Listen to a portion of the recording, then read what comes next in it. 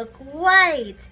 Hi everybody, it is me, HHN Cultist from Twitter, and I am here in my Beetlejuice outfit, about to do my Beetlejuice makeup. I went ahead and applied my Sweety Max green contacts from Uniqso, and I also applied my Mehron clown white base for Beetlejuice's face, since he is pale and he's dead, and all this other stuff. Obviously that's obvious, but I am going to be talking about all things Halloween Horror Nights that could potentially happen in HHN30, but you know, since Halloween Horror Nights will not drop any announcements, but you know, it's fine. So we're just gonna wing this as I wing this makeup, because I winged this way too many times.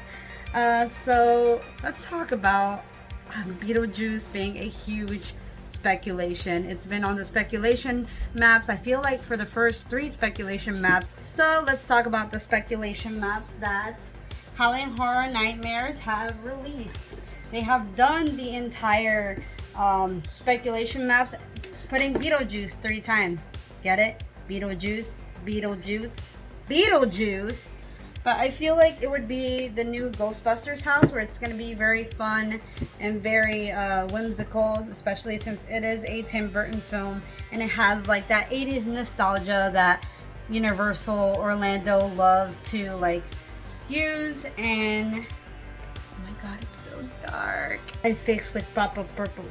I wouldn't be surprised if it's going to be in the same soundstage as Ghostbusters, because I feel like they would have a lot of room to work with. But I haven't really looked at the speculation maps all too good of where it's located. I just know that they have been speculating that the one behind Men in Black is going to be an Icon's house, and apparently the one in Shrek is going to be Billie Eilish. And oh my god, what? But I feel like Beetlejuice is going to be a really cool house idea to be able to do this year. Billie Eilish, I feel like I don't know how that's going to work out with Billie Eilish, because Billie Eilish has a lot of creepy songs, like You Should See Me in a Crown, which involves a lot of spiders, and there's also the All Good Girls Go to Hell, or Bad Girls, All the Bad Girls, All the Good Girls Go to Hell. Yeah, it's Good Girls. If you guys have not seen any of the music videos for those songs, you should check it out. It's kind of creepy.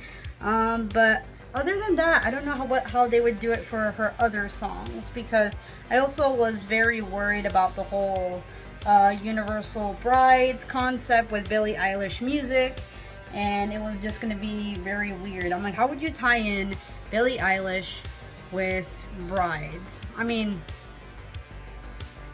it could work, because there's a lot of creepy sounds, but I don't feel like it would fit the classic theme of what Universal Monsters is all about. Basically, it was based around the 1930s, 1940s. You know what just occurred to me? What if Beetlejuice is an icon and he hosts the entire event, and then, you know, he's trying to overthrow Jack and all this kind of stuff? I feel like that would be a very interesting concept. I feel like the eyeshadow is done, but I feel like I need to make it a slight bit darker for the purple, because I feel like, you know, he's dead. You have to make Beetlejuice look dark, so or scary, or somewhat scary, whimsical scary. It's gonna get better. It's gonna get better and darker. See? Now I am more darkness. So how about that Universal website with all the vintage Halloween Horror Nights shirts? Holy crap, when HHN Legacy posted that up, I really wanted all of the old t-shirts for Halloween Horror Nights, because I haven't been to those Fright Nights type events back in the day, because like I said, my first Halloween Horror Nights was in 2009, when it was basically ripped from the silver screen, which premiered Chucky, Wolfman, and I forgot the third one, please forgive me. But I feel like it's very interesting for them to bring back those designs back from Fright Nights all the way to even maybe like the early 2000s, when we had Sweet 16, and when the year that they were supposed to have Eddie besides Jack. You know what, I think it's pretty fitting, because they have this whole vintage theme going on, Universal, with like all their vintage clothing coming back from the 90s. And I love that jacket. It is so freaking comfy. But obviously it's Florida and it's too hot to wear it. But I feel like them following that theme, or maybe they had it planned along with Universal Orlando having the whole vintage theme to this 30th anniversary, along with Mardi Gras, the park, and Halloween Horror Nights, which I feel like that's a very unique concept, especially since a lot of people want to relive the old days of how Halloween Horror Nights used to be, how it started out in its humble beginnings. But I think it's crazy to me that Halloween Horror Nights Orlando is taking their sweet time releasing those announcements, because normally by like May, sometimes April, they have announced like at least 2 things, whether it would be a scare zone or a house, sometimes even an icon. Man, we haven't had an icon in such a long time. I mean, since Chance, but you know, I'm very biased towards Chance because I really like Chance. I feel like she was done very wrongly with the 3D house, but I mean, Jack was too, because I feel like Jack's Psychotherapy was a better house than the Chance house. But maybe that might be included in their Halloween Horror Nights anniversary house, which I feel like they're just going to have a combination of every house they've ever done for the icons. What I also found interesting was that I was listening to the Fear and Beer podcast on my way to Disney Springs, and they were mentioning how the Harvest could very much inspire the pumpkin original house, and I feel like I agree with them that it could be very fitting that they will have all of the pumpkin decorations, and it would definitely work, especially they can grab things from like Trick or Treat and make it into a house, which I feel like it would. And Scarecrow could also be part of the house, and you know, it could all just derive together and it would be perfect.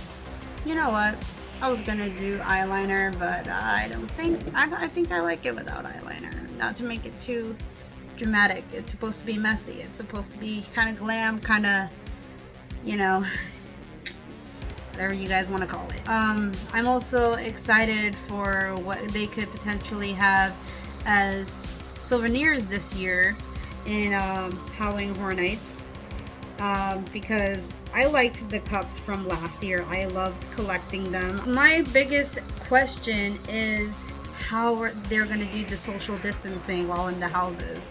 I will not doubt that Universal will do their absolute best, but how are the houses going to be spaced out from the scare actor and the guest? How is it going to, like, you know, work with... I know that they were talking about how the scare zones are going to be elevated in, like, kind of very similarly to Vamp 85 and maybe some parts of the Vamp 55 scare zones, but I honestly wouldn't know how that would work out. I am very curious of what they do, and I feel like the Universal app is going to play a huge part in it, just very similarly to Hagrid's, and Bourne I think has a virtual line, but I don't remember because I still haven't been to Bourne. Don't kill me. More blending in inappropriate places. I feel like I overdid it with the green on my forehead. Just a little too much. Wait, he's supposed to be dead. He's decaying. Maybe I will fix it up with some white things. Oh, I really like that fading effect. Okay, I see it.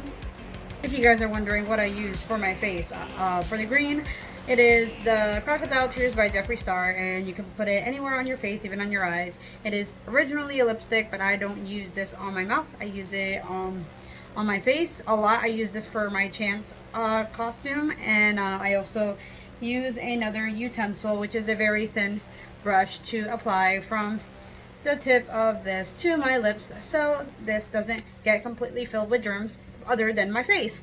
So now I'm gonna go with the NYX black for my lips, like my soul.